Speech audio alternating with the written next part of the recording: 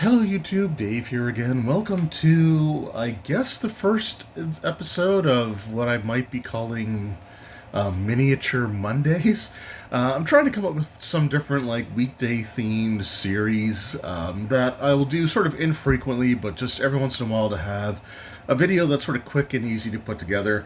At the time I'm recording this, actually we're just a few days away from leaving for a vacation, so I want to try to get a few videos recorded so that I can have them uploaded and scheduled for different releases during the period of time that I'm away, so that there's not like a week and a half long void on the channel. And I have some minis that I, have bought a while ago and haven't shown off on camera yet. So, or at least I haven't really actually taken them out and taken a thorough look at them. So, the first one that we're going to do here today is part of the D&D 50th anniversary. So this is going to be the classic Red Dragon. Now I picked this up from EB Games, which is the Canadian version of GameStop. They've actually switched back to EB Games, which is a situation where my refusal to call stores by their changed names has actually paid off. Don't worry about the price there. That's the Canadian price. If you live in the States, obviously you're not going to be paying $40 for it. But I saw it there. It was there for like a couple of times that I was in, and finally I decided to pull the trigger. So we'll take a look at the packaging here first. So the dragon is actually based off of the cover art for the the Eric Holmes version of the D&D starter or basic set. So let's see here. This is the D&D Icons of the Realms 50th Anniversary Classic Red Dragon is modeled after its D&D First Edition likeness from the original Monster Manual and the cover of the First Edition Basics box set. Interesting that they're calling it First Edition Basic. There were 3 different versions of the basic rules. There was the Eric Holmes, then there was the Moldvay Cook, which had the basic and expert rules. Then there was the Menser version, which had basic, expert, and then it also included the companion, masters, and immortal rules. So that's what became BECMI. When the original basic rules were created, which I think they were created in the 70s. The idea for it wasn't to be its own separate game that would have its own separate product line. It was basically a tidying up of D&D Zero Edition, putting everything in sort of just the one little booklet and making it more of a transitional product from Zero Edition to the First Edition Advanced Dungeons & Dragons. So the original version was really just meant to be that transitional product. It wasn't really intended to be its own separate product line. But the basic rules were popular, and then the Moldvay Cook version was released, and they did the expert rules. They were working on a companion rules as well, but they never got that released under that version of the basic expert. But it would be released under the Menser BECMI version of the game. So yeah, so we got the artwork for the dragon there, and let's just go ahead and take a look at the miniature. So I've already had this one out, but I did put it back in the box there. So let's take a look and see what we've got. Now the packaging inside just has this. It's kind of weird actually because they just have the flaps like this and then the plastic sitting on top of it. But we do have the dragon inside. I guess I got some of those ties there that are that were stuck inside.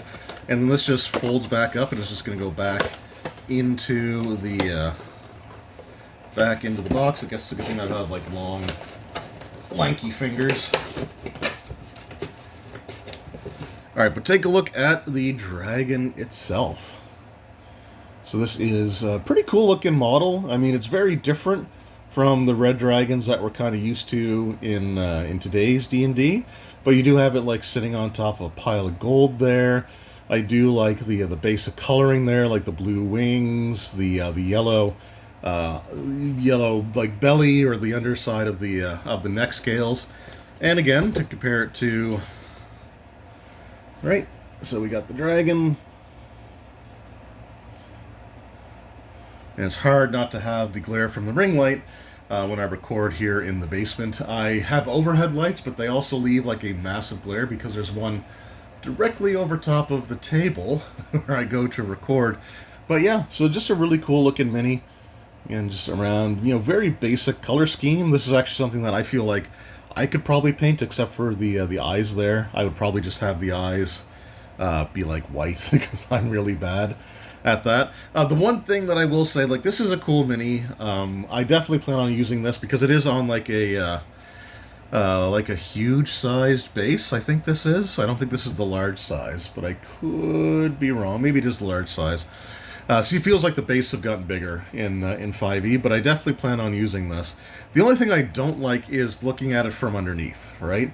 Because you've got, like, the 50th anniversary. You can sort of see there, it does say, Red Dragon. I actually can't read what those other words are. Draco. Oh, it's Draco Conflagratio Horribilis. So I guess that's its Latin scientific name.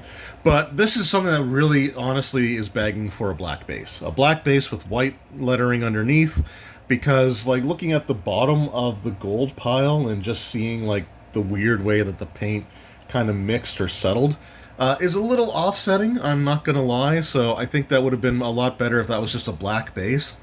I don't know why they've gone with these clear bases more recently.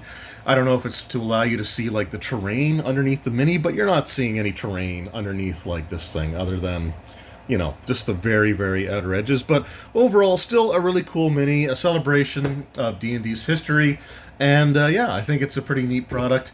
I ended up spending, this is more than I would really want to spend on something like this, but it is a store that I like to support. They are pet friendly, so we get to take our dog in with us, and everybody just loves them there. So anything that we can do to support local businesses that are pet friendly, we're gonna do. So that's kind of the reason that I decided to bite the bullet and pick up the Red Dragon. So let me know in the comments below, have you picked up the Red Dragon, and would you be interested in me showing off all the different Red Dragons that I have in my miniature collection? It's not a ton, I'm gonna be honest.